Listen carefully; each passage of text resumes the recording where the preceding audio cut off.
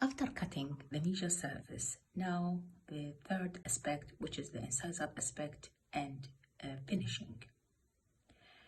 First of all, to draw the incisal aspect, we need to determine the maximum mesiodistal dimension and the maximum bucco or labiolingual dimension. The maximum mesiodistal dimension is 8.5 millimeters and divided by this point into 4.25 medially and 4.25 distally, which represent the crest of curvature here, the area or the contact area, as we see.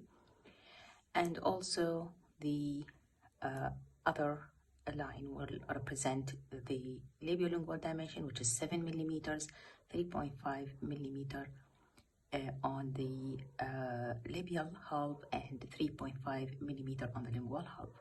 After determining these points, now we are trying to draw the outline.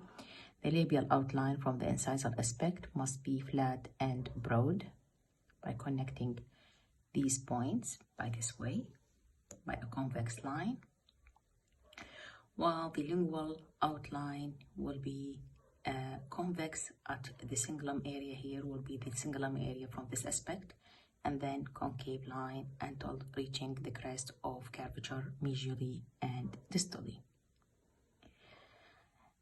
We can see from the figure that the maximum mesiodistal dimension at the labial side must be larger than the mesiodistal dimension at the lingual side.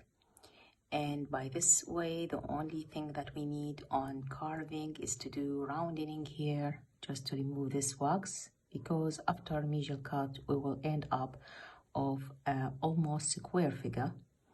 So to do the finishing, we need to remove these excess wax by do a rounding from this aspect, while lingually we need to do rounding and tapering toward the cingulum. And by this way, we'll end up with the incisal aspect here. The figure also, by connecting those points, the maximum crest of curvature, we can draw the incisal edge, which have two borders. One of them the labial border, usually longer than the lingual border. After finishing the incisal aspect, we need to turn now to the lingual aspect. To identify the most important structure here is the presence of lingual fossa. After tapering of the cingulum, rounding and tapering, now we try to remove some of the wax here in the area of the lingual wax, after doing like M letter inside the lingual surface, and then we try to remove the wax all around, and by using the spoon end of the lacron here, we can remove the wax here to do the lingual fossa, which is the most important feature in this aspect, which is usually bounded from the cingulum cervically, from the incisal ridge incisally, and medial and distal marginal ridges from medial and distal surface.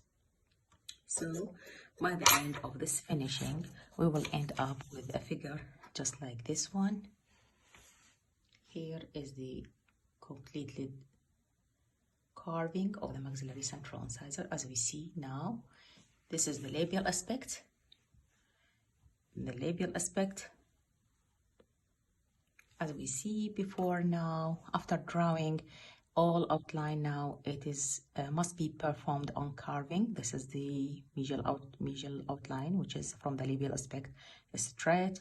Here is rounded with a crest of curvature near the crest of curvature. Now we are moving to the medial aspect. As you can see, this slightly convex on the labial margin, convex and then concave on the lingual outline. From incisal view, if you can see now, it's clear how it's look like after doing rounding, slight rounding of the borders. This border be careful not to remove the contact area while doing this step, rounding, and then rounding and tapering lingually. This is the cingulum, as you can see, by rounding and tapering at the side to show the cingulum area. And we can see also the cervical line all around the figure, and this is the lingual fossa, as you can see in this figure. This is the finished carved sample, as you see, from all aspects. This is the distal aspect, and this is the labial aspect. As you can see, the cervical line all around. Okay. Thank you for you.